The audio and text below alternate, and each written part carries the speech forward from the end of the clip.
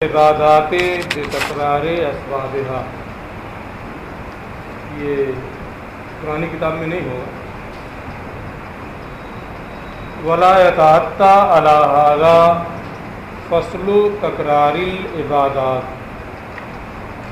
کل کے سبق میں جو میں نے کہا تھا کہ عبادتیں مقرر ہوتی ہیں، روزانہ 5 وقت کی نماز فرض ہے، ہر سال زکوٰۃ دینی ہے، ہر سال روزہ رکھنا ہے. آپ کہہ رہے ہیں کہ امر نہ تکرار کا تقاضا کرتا ہے نہ تکرار کا احتمال رکھتا ہے، پھر یہ روزانہ نمازیں 5 وقت کی پڑھنا، ہر سال زکوٰۃ دینا، ہر سال روزہ رکھنا، اس کے بارے میں بھی تو امر ہی وارد ہے. اقیم الصلاۃ آتوا الزکوٰۃ امر ہی ہے، تو امر کی وجہ سے عبادتیں مقرر تو ہو رہی ہیں. اور آپ کہہ رہے ہیں کہ امر نہ تکرار کا تقاضا رکھتا ہے نہ تکرار کا احتمال رکھتا ہے. اسی کا یہ آج جواب دے رہے ہیں. کل میں نے کہا تھا کہ یہ اعتراض آئے گا اور جواب بھی آئے گا. ولا يتعطى على هذا، اور اس مذہب پر عبادتوں کے تکرار کے مسئلے سے اعتراض نہیں ہوگا.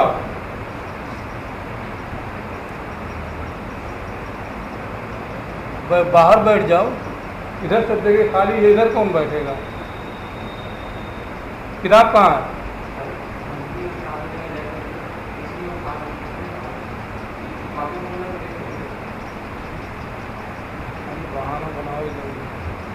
ولا يتعطى على هذا فصل تکرار العبادات، اور اس مذہب پر کہ امر نہ تکرار کا تقاضا کرتا ہے اور نہ تکرار کا احتمال لگتا ہے، عبادتوں کے مقرر ہونے کے مسئلے سے اعتراض نہیں ہوگا.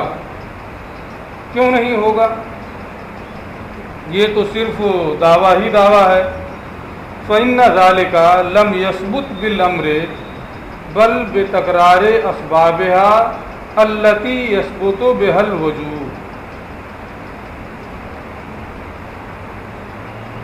یہ کہتے ہیں کہ یہاں 2 چیزیں ہیں، ایک ہے نفس وجوب اور ایک ہے وجوب ادا.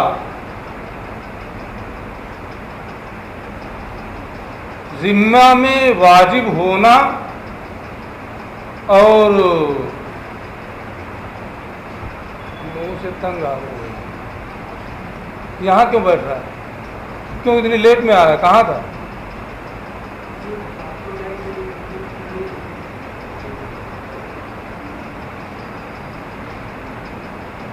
ٹائم سے آیا کرو. کتنی بار سمجھائے ہیں. اور ادھر آ کے بیٹھو. وہاں دروازے پہ بیٹھنے میں کسی جماعت میں نہیں بیٹھنے دیتا ہوں، تو تم لوگ وہاں کوئی بھی بات میں آئے آ کے ادھر بیٹھے تاکہ بولنا نہ پڑے. چور کی طرح سے آ کر کے وہیں نہیں بیٹھ جانا. ایک ہے نفس وجوب اور ایک ہے وجوب ادا. واجب ہونا، ذمہ میں واجب ہونا، اور پھر اس کے ادا کا مطالبہ، اس کے ادا کرنے کا مطالبہ کرنا. یہ جیسے آپ عام چیزوں میں دیکھیں کہ مسئلہ قدوری میں پڑھ چکے ہیں، دونوں مسئلے کی نکاح کر لیا تو بیوی کا نفقہ نکاح ہی سے واجب ہو جاتا ہے. لیکن ادائیگی کب ہوتی ہے؟ جب قاضی مقرر کر دے. قاضی کے مقرر کرنے کے بعد یہ مطالبہ ہوتا ہے ادے نفقت الزوجۃ، اپنی بیوی کا نفقہ دو، تو نفس وجوب تو نکاحی سے ثابت ہو گیا، لیکن وجوب ادا یہ قاضی کے مقرر کرنے کے بعد ہوتا ہے، اور پھر یہ مطالبہ ہوتا ہے، ہر دم مطالبہ ہوتا ہے کہ بیوی کا نفقہ دو۔ آپ نے کوئی سامان کسی سے بیچا تو خریدنے والے پر مبیع کا ثمن یہ خریدنے ہی سے واجب ہو گیا،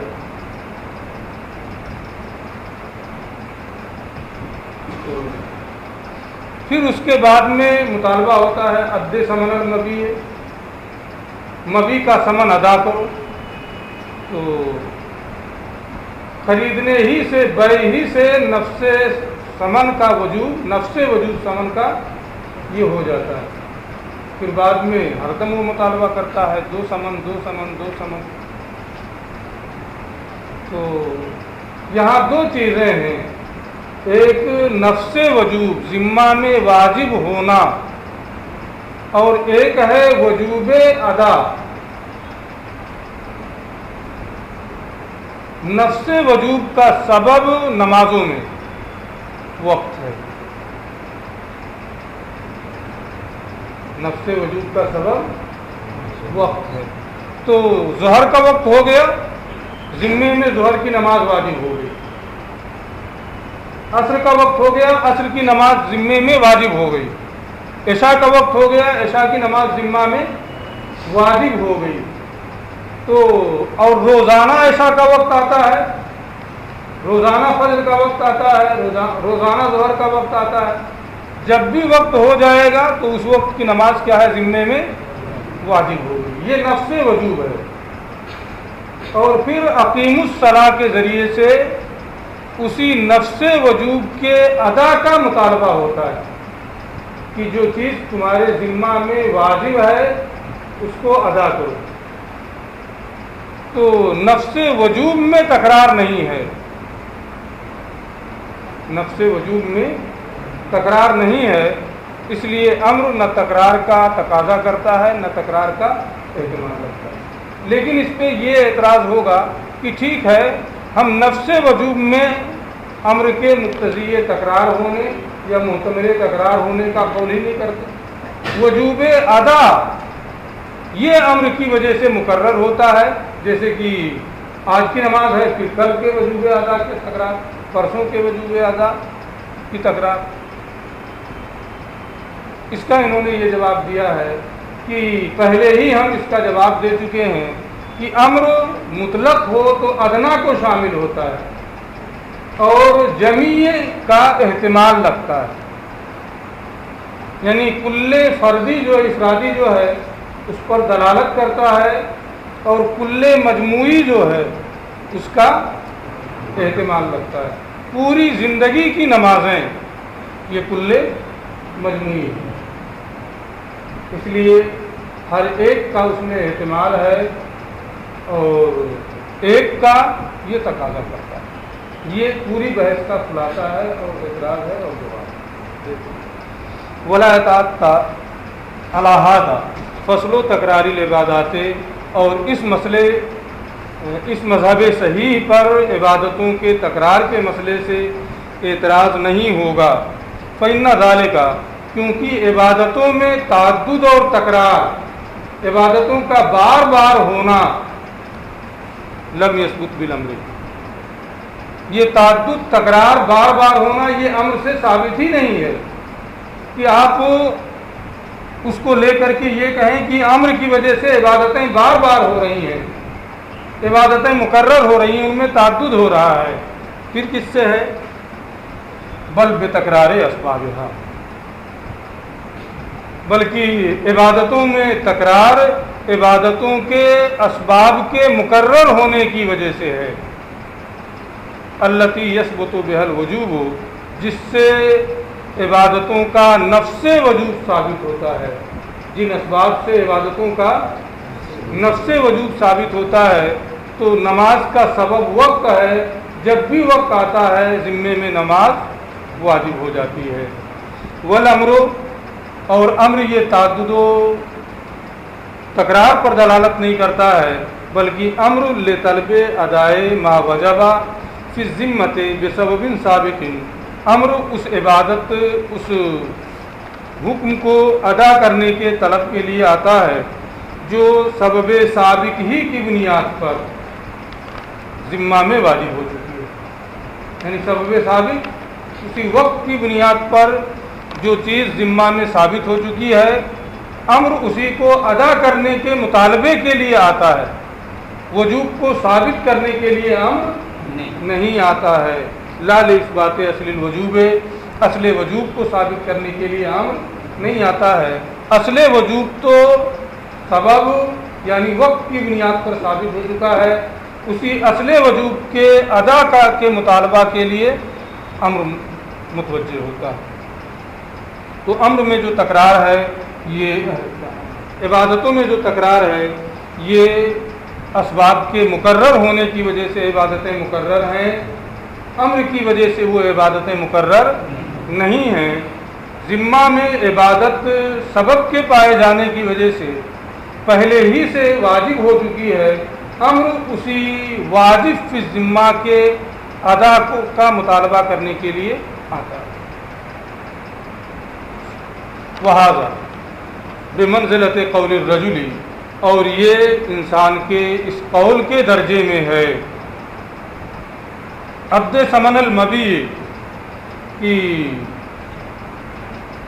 مبی کا ثمن ادا کرو، وعد نفقت الزوجت، اور بیوی کا نفقہ دو۔ تو بیوی کا نفقہ اور مبی کا ثمن، یہ دونوں اپنے سبب یعنی نفقہ نکاح کی بنیاد پر اور ثمن بے کی بنیاد پر واجب فی ذمہ ہے۔ ذمہ میں تو جو نفس وجوب ہے وہ بے ہی کی بنیاد پر ثمن ذمے میں واجب ہو چکا ہے، نکاحی کی بنیاد پر بیوی کا نفقہ یہ ذمے میں واجب ہو چکا ہے، اور یہ جو ہے عد ثمن المبی اسی واجب فی ذمہ کے ادا کے مطالبے کے لیے آتا ہے۔ یہ واجب فی ذمہ کو ذمے میں وجوب کو ثابت کرنے کے لیے یہ نہیں آتا۔ یہ ایک بات پوری ہو گئی مثال کے ساتھ کہ عبادتوں میں تکرار ان کے اسباب کے مقرر ہونے کی وجہ سے ہے، عبادتوں میں تکرار امر کی وجہ سے نہیں ہے، لہذا امر نہ مقتضی تکرار ہے اور نہ معتبر تکرار ہے۔ اب اس پہ یہ ہوتا ہے کہ عبادتوں میں امر کی وجہ سے نفس وجوب میں تو تکرار نہیں ہوا، لیکن وجوب ادا میں امر کی وجہ سے تکرار ہو رہا ہے، اور جب وجوب ادا میں تکرار ہے تو امر تکرار کا تقاضا کرتا ہے، وجوب ادا کے تکرار کا تقاضا کرتا ہے، لیکن تکرار کا تقاضا کر رہا ہے۔ اس کا یہ جواب دیتے ہیں، فَإِذَا وَجَبَتِ الْعِبَادَةُ بِسَبَبِهَا، جب عبادت اپنے سبب کی بنیاد پر ذمے میں واجب ہو گئی، وقت ہو گیا ذمے میں عبادت واجب ہو گئی، فَتَوَجَّهَ الْأَمْرُ لِأَدَائِ مَا وَجَبَ مِنْهَا عَلَيْهِ، تو جو عبادت اس کے ذمہ میں واجب ہوئی ہے اس کے ادا کے مطالبے کے لیے امر متوجہ ہوا۔ امر جو عبادت ذمے میں پہلے سے ثابت ہو چکی ہے، سبب سابق کی بنیاد پر امر اسی کے ادا کے لیے آتا ہے، اور بار بار اس ادا کا مطالبہ ہوتا ہے، روزانہ اس ادا کا مطالبہ ہوتا ہے۔ جب بھی ذمے میں واجب ہوئی، یہ کہتے ہیں ثم الامر لما کان یتناول الجنس، پھر امر جب پورے جنس کو شامل ہوتا ہے، جنس کو شامل ہوتا ہے، یعنی کل افرادی کا ہے پر دلالت کرتا ہے اور کل مجموعی کو کا احتمال لگتا ہے۔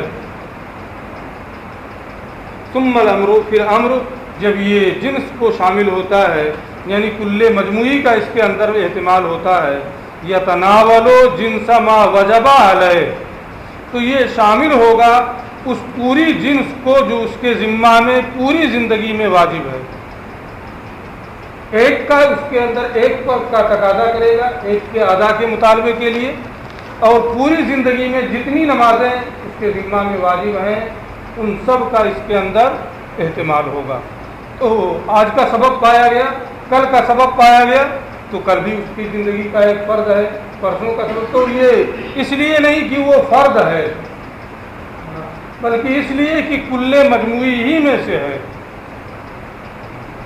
ثم الامر، پھر امر لما کانا یتناول الجنس، جب معمور کے جنس کو شامل ہوتا ہے، یتناول جنس ما وجب علیہ، تو یہ شامل ہوگا اس جنس ہی کو جو پوری زندگی میں اس کے ذمہ میں واجب ہوئی ہیں، یعنی پوری زندگی ایک ساتھ پوری زندگی کی نمازوں کے ادا کا مطالبہ ہے، لیکن وقت سے ذمہ میں وہ واجب ہوئی ہو رہا ہے، نفس وجود کا ثبوت ہی وقت سے ہو رہا ہے، تو جب بھی وقت ہوگا ادا کا مطالبہ پوری زندگی ہوتا رہے گا۔ تو یہاں تکرار نہیں ہے، بلکہ یہ ہے کہ یہ پوری جنس کو شامل ہے، جیسے طلاق والے مسئلے میں ہے کہ ایک کا اقتضا کرتا ہے اور تینوں کا احتمال لگتا ہے، تینوں طلاق کی نیت کرے گا تو تینوں طلاقیں پڑ جائیں گی، اس کو شامل ہوگا۔ پھر امر جب یہ جنس کو شامل ہوتا ہے تو اس پورے جنس کو یہاں بھی شامل رہے گا جو پوری زندگی میں اس کے ذمہ میں واجب ہو رہی ہیں۔ وہ مثال ہو، اور اس کی مثال یہ ہے ما یقال، جو کہا جاتا ہے ان الواجب فی وقت الظہر ہوا الظہر، ظہر کے وقت میں ظہر واجب ہوئی، فتوجہ الامر لاداء ذلک الواجب، پھر امر اس واجب کو ادا کرنے کے لیے متوجہ ہوا۔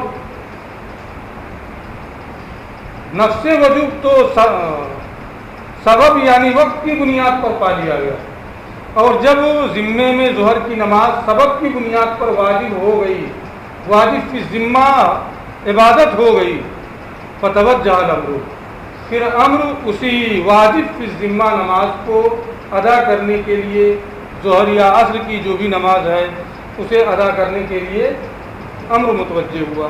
ثم اذا تقرر الوقت، پھر جب وقت مقرر ہوا تو واجب بھی مقرر ہو گیا۔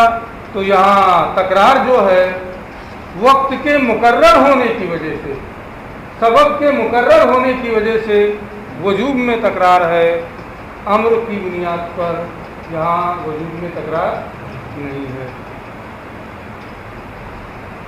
فَيَتْنَاوَلُ الْأَمْرُ ذَلِكَ الْوَاجِبَ، تو امر اس واجب کو بھی، اس واجب آخر کو بھی شامل ہوگا، ضرورت تناولہ کل الجنس الواجب علیہ، اس ضرورت کی وجہ سے کہ وہ اس پوری جنس کو شامل ہوتا ہے جو اس کے ذمہ میں واجب ہے۔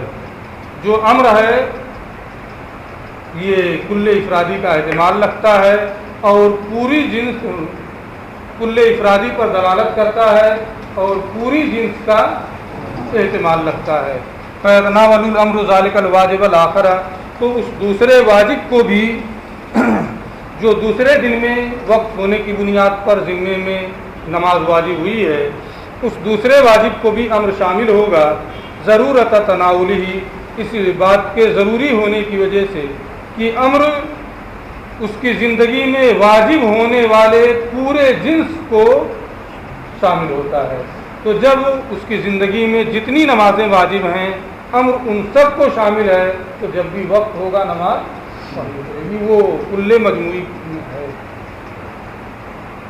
سومن کانا او صلاتن، روزہ ہو یا نماز ہو، فکانا تکرار العبادت المتکرر بہذا طریقے، تو مقرر ہونے والی عبادتوں کا تکرار اس طریقے پر ہے، یعنی نفس وجوب تو وقت سے ثابت ہوا اور وجوب ادا امر کی وجہ سے ہے، لیکن اس لیے نہیں کہ وہ ایک ایک فرد کی حیثیت سے، بلکہ پوری زندگی میں جتنی نمازیں اس کے ذمہ میں واجب ہیں ان سب کی ادا کے لیے امر، ان سب کی ادا کو امر شامل ہوتا ہے۔ لب طریقے ان الامر یقتضی تکرارا، اس طریقے پر نہیں کہ امر مقتضی تکرار ہوتا ہے۔ تو تکرار کا تقاضا کرنے کی بنیاد پر یہاں پر امر کے تکرار کا تقاضا کرنے کی بنیاد پر یہاں عبادتوں میں تکرار نہیں ہے۔ تو یہ ایک بحث پوری ہو گئی کہ دو بحث، امر تکرار کا تقاضا کرتا ہے یا تکرار کا تقاضا نہیں کرتا ہے، مطلق امر یہ کس معنی پر دلالت کرتا ہے۔ اس سے پہلے بھی ایک بحث آئی ہے کہ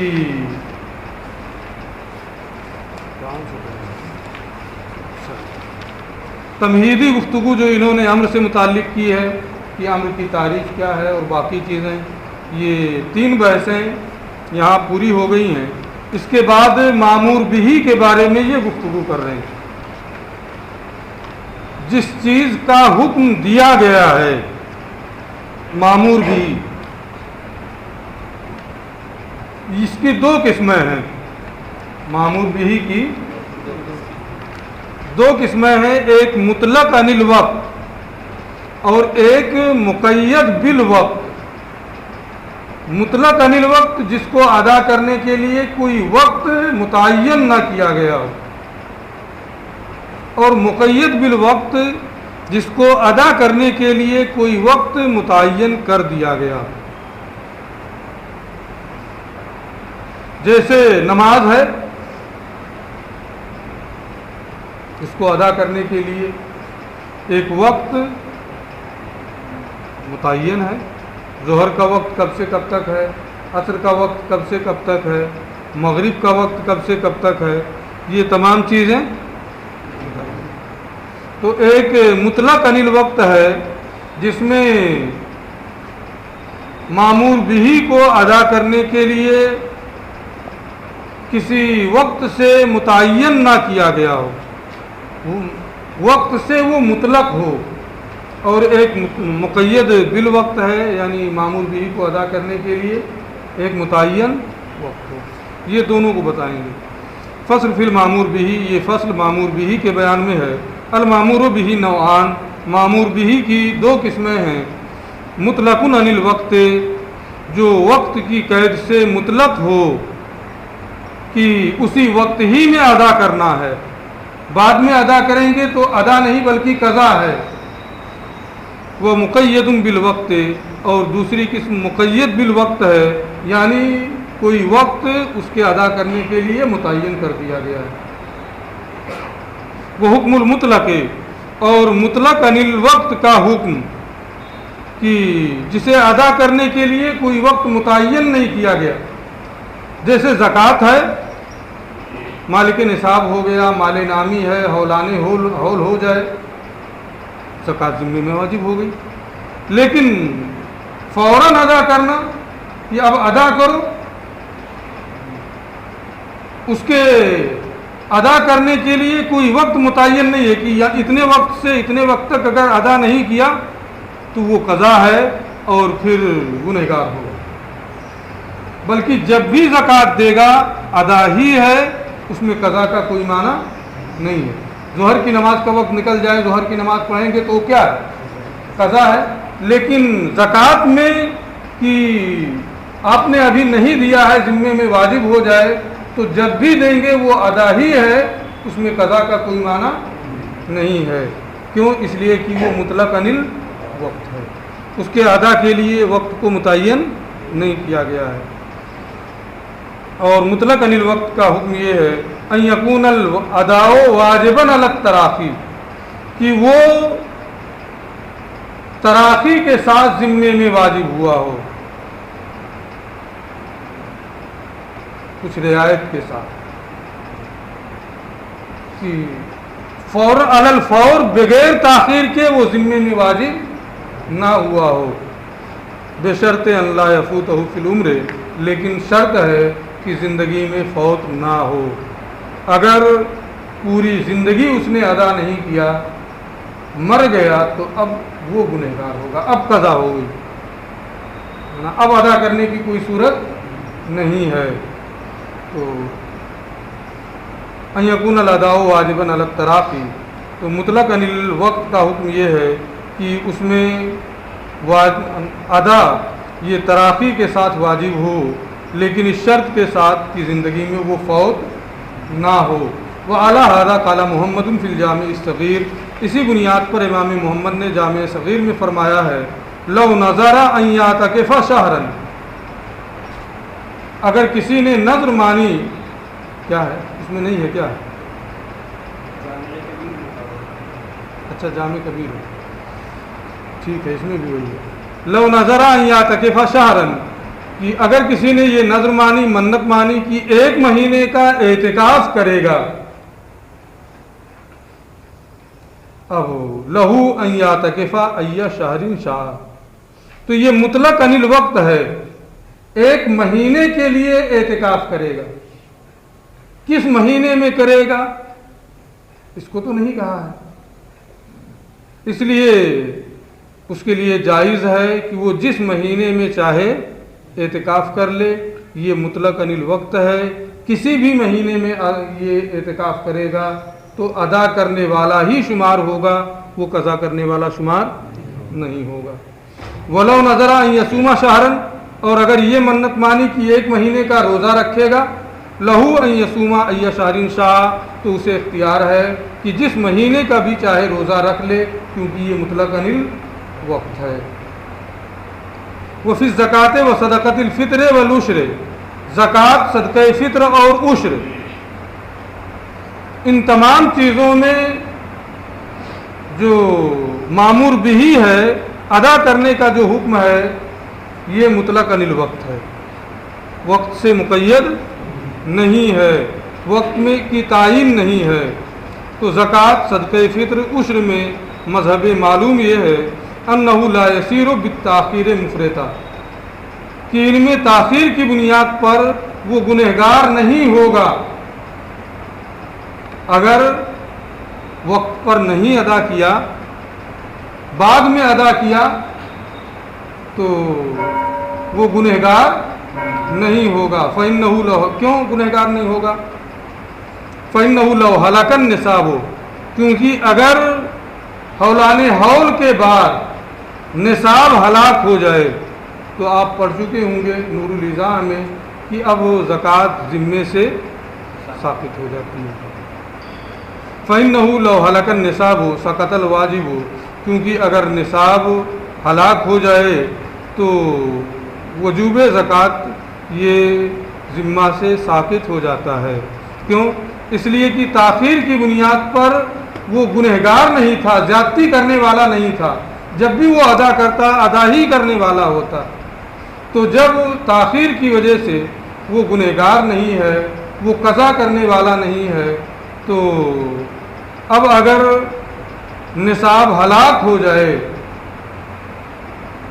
تو جو واجب ہے ذمے میں زکوٰۃ، جب ادا کرنے کا ارادہ کیا ہے ہی نہیں تو وہ ذمے سے ثابت ہو جائے گا۔ والحانث اذا ذهب مالہ، اور قسم توڑنے والا جب اس کا مال ختم ہو جائے، وصار فقیرا، اور وہ فقیر ہو جائے، کفر بالصوم، تو اب وہ مال کے ذریعے سے، کھانا کھلانے کے ذریعے سے اپنے روزے، اپنے اس قسم کے توڑنے کا کفارہ نہیں دے سکتا ہے، فقیر ہو گیا ہے، اس لیے اب روزہ دینے، اس روزے کے ذریعے سے وہ اپنے اس ہنس کا کفارہ دے گا۔